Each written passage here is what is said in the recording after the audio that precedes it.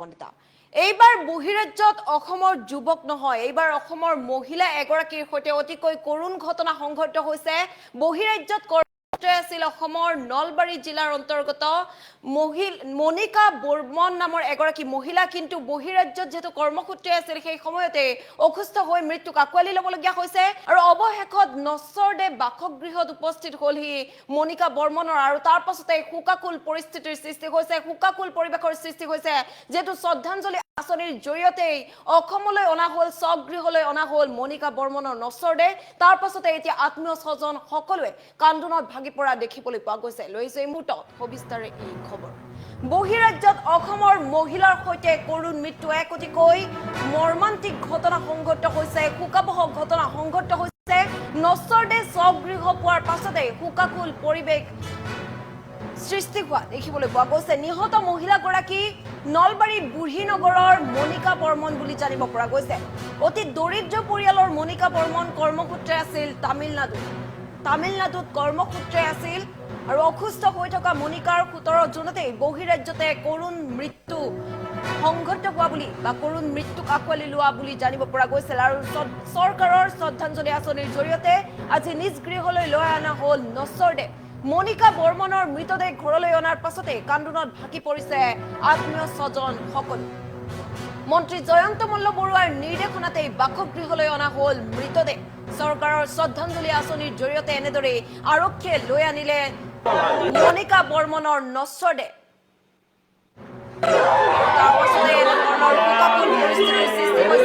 কান্দোনত ভাগি পৰা দেখিবলৈ পোৱা গৈছে যেহেতু অসুস্থ হৈ আছিল অসুস্থ অৱস্থাতে 17 জুনতে কৰুণভাৱে মৃত্যুক আঁকোৱালি ল'বলগীয়া হৈছিল মনিকা বৰ্মনে এইবাৰ অসমৰ যুৱক নহয় যেহেতু এনেধৰণৰ ঘটনা প্ৰায় সংঘটিত হোৱা দেখিবলৈ পোৱা যায় অসমৰ যুৱকৰ সৈতে কৰুণ ঘটনা সংঘটিত হ'বলৈ হোৱা দেখিবলৈ পোৱা যায় এইবাৰ অসমৰ যুৱক নহয় অসমৰ মহিলাৰ সৈতে সংঘটিত হৈছে এক অতিকৈ মৰ্মান্তিক ঘটনা কিয়নো কৰ্মসূত্ৰে তামিলনাডুলৈ গৈছিল আৰু তাৰ পাছতে এনেদৰে মৃত্যুক আঁকোৱালি ল'বলগীয়া হৈছে অসুস্থ হৈ বহুদিন ধৰি অসুস্থ হৈ থকা অৱস্থাতে 17 জুনৰ দিনতে মৃত্যুক আঁকোৱালি ল'বলগীয়া হৈছিল মনিকা বৰ্মন নামৰ মহিলাগৰাকী আৰু তাৰ পাছতে নছৰদে স্বগৃহ পোৱাৰ পাছতে হুকাকুল পৰিস্থিতিৰ সৃষ্টি হৈছে হুকাকুল পৰিৱেশৰ সৃষ্টি হোৱা দেখিবলৈ পোৱা গৈছে সকলো কান্দোনত ভাগি পৰিছে সকলো এনেদৰে উচুপি উঠা পৰিলক্ষিত হৈছে মনিকা বৰ্মনৰ বাবে সকলো এনেদৰে কান্দোনত ভাগি পৰিছে যেহেতু বহিৰাজ্যলৈ গৈছিল আৰু বহিৰাজ্যলৈ গৈ আৰু সুশৰীৰে ঘূৰি নাহিল অসমৰ মহিলা মনিকা বৰ্মন যেহেতু কৰ্মসূত্ৰে গৈছিল অতিকৈ দৰিদ্ৰ পৰিয়ালৰ গতিকে দুই পইচা উপাৰ্জনৰ বাবে বহিৰাজ্যলৈ গৈছিল কিন্তু বহিৰাজ্যলৈ গৈ আৰু উভতি নাহিল সুশৰীৰে উভতি নাহিল নিজ ঘৰখনলৈ এনেদৰে যে এটা নিথৰ দেহ হৈ ঘূৰি আহিব সেয়া হয়তো কোনেও কল্পনাও কৰা নাছিল কিন্তু সেয়াই হ'ল এনেদৰে মৃত্যুক আঁকোৱালি ল'বলগীয়া হৈছে নছৰদে স্বগৃহ পোৱাৰ পাছতে এই হুকাকুল পৰিৱেশে বিৰাজ কৰা দেখিবলৈ পোৱা গৈছে সকলোৱে এনেদৰে নছৰদে দেখি কান্দোনত ভাগি পৰিছে মনিকা বৰ্মনে যিয়ে হয়তো এনেদৰে কৰ্মসূত্ৰে দুই পইচা উপাৰ্জন কৰিবলৈ বুলি তামিলনাডুলৈ গৈছিল বহিৰাজ্যলৈ গৈছিল কিন্তু সুশৰীৰে উভতি নাহিল এনেদৰে মৃত্যুক আঁকোৱালি ল'বলগীয়া হ'ল আৰু এই বাতৰিৰ পাছতে এতিয়া সকলোৱে কান্দোনত ভাগি পৰিছে নছৰদে স্বগৃহ পোৱাৰ পাছতে হুকাকুল পৰিৱেশৰ সৃষ্টি হোৱা দেখিবলৈ পোৱা গৈছে অতিকৈ মৰ্মান্তিক ঘটনা সংঘটিত হৈছে অতিকৈ দুখজনক তথা বেদনাদায়ক ঘটনা সংঘটিত হৈছে অসমৰ মহিলাৰ সৈতে কিয়নো দুই পইচা উপাৰ্জনৰ বাবে বাহিৰলৈ গৈছিল বহিৰাজ্যলৈ গৈছিল তামিলনাডুত আছিল কিন্তু অসুস্থ হৈ আছিল মনিকা বৰ্মন আৰু তাৰ পাছতে এনেদৰে কৰুণভাৱে মৃত্যুক আঁকোৱালি ল'বলগীয়া হ'ল আৰু এই বাতৰিৰ পাছতে পৰিয়ালত উঠিছিল কান্দোনৰ ৰোল আৰু আজি নছৰদে স্বগৃহ পোৱাৰ পাছতে হুকাকুল পৰিৱেশৰ সৃষ্টি হোৱা দেখিবলৈ পোৱা গৈছে হুকাকুল পৰিৱেশে বিৰাজ কৰিছে আৰু সকলো এনেদৰে মৰ্মাহত হৈ পৰা পৰিলক্ষিত হৈছে মৰ্মান্তিক হৈ পৰা পৰিলক্ষিত হৈছে চৌপাশে এনেদৰে এতিয়া কেৱল পৰিছে শোকৰ ছাঁ কিয়নো বহিৰাজ্যলৈ গৈছিল বহু আশালৈ কিন্তু সুশৰীৰে উভতি নাহিল অসমৰ মহিলা মনিকা বৰ্মন এক অতিকৈ ভয়ংকৰভাৱে যি মৃত্যু মৃত্যুক আঁকোৱালি ল'বলগীয়া হ'ল, অসুস্থ অৱস্থাত মৃত্যুক আঁকোৱালি ল'বলগীয়া হ'ল। সেই বাতৰিৰ পাছতে এতিয়া পৰিয়ালত উঠিছে কেৱল কান্দোনৰ ৰোল। আৰু এনেদৰেই অসম চৰকাৰৰ শ্ৰদ্ধাঞ্জলি আঁচনিৰ জৰিয়তে নচৰদে স্বগৃহলৈ অনা হ'ল আৰু স্বগৃহ পোৱাৰ পাছতে শোকাকুল পৰিস্থিতিৰ সৃষ্টি হোৱা, শোকাকুল পৰিৱেশৰ সৃষ্টি হোৱা দেখিবলৈ পোৱা গৈছে।